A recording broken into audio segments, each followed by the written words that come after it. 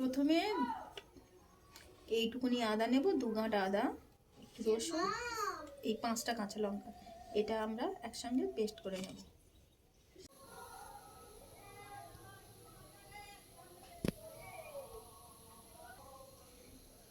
একটু জলে কচুটা ফুটিয়ে দেবো, নিলে ছাড়ানোর সুবিধা হবে। ছোট ছোট কচু রেখে দেব।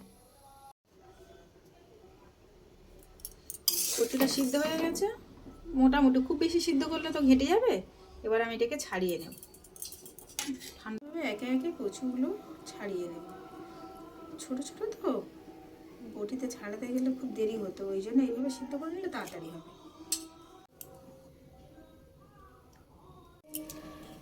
কচুটা ছাড়িয়ে নিয়েছি। এখানে বাটিতে সেই পেস্টটা রাখা আছে, আদা রসুন আর কাঁচা লঙ্কা একসঙ্গে। একটা পেঁয়াজ ব্যবহার করব, একটাই পেঁয়াজ দেব। অল্প মটরশুঁটি আছে। কড়াইতে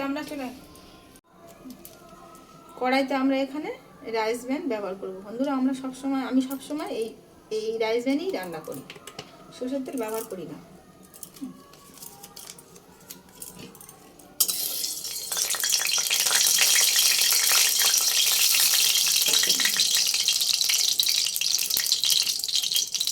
তেলটা গরম হয়ে গেছে, তেলে দিয়ে দিচ্ছি একটা তেজপাতা,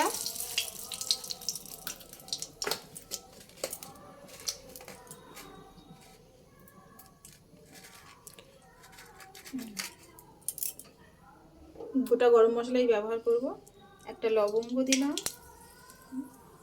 এলাচটা একটু ফাটিয়ে দিচ্ছি বাসেন্টের জন্য,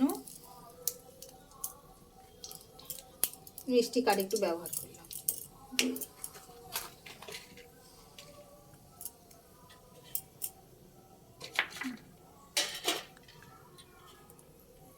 পেঁয়াজটা দিয়ে দিলাম,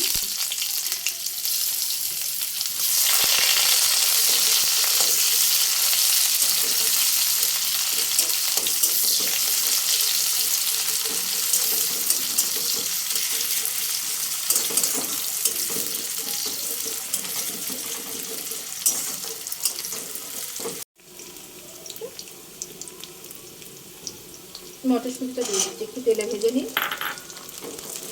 তেলে ভাজলে এটা আর ভেঙে যায়, গোটা গোটাই থাকবে।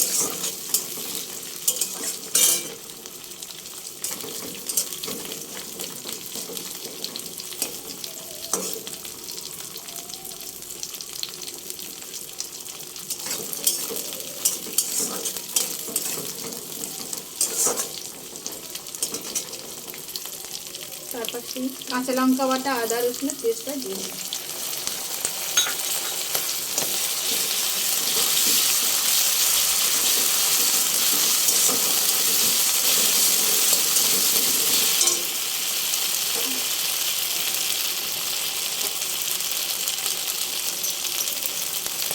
অল্প একটু লবণ ব্যবহার করলাম।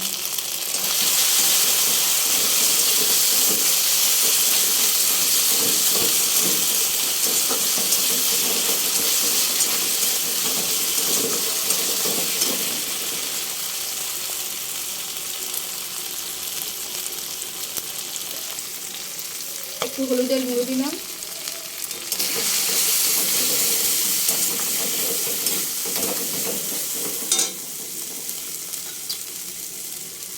মশলা বাটা জলটা দিয়ে দিলাম।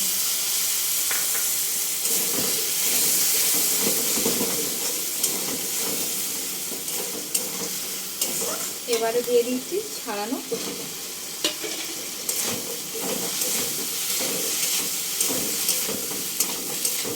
ভালো করে করতে থাকবো যতক্ষণ না তেল জল ছাড়ে মশলা থেকে।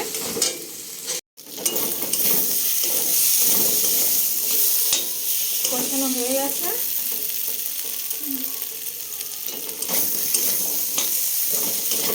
এর গায়ে কিন্তু লেগে গেছে, ওই জন্য একটু গরম জল ব্যবহার করব।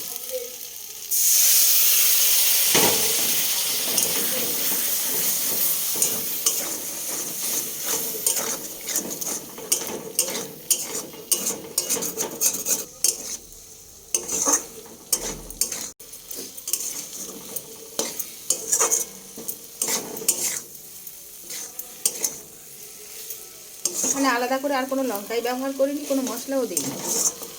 ওই জন্য কাঁচা লঙ্কাটা একটু বেশি পরিমাণে দিয়েছিলাম।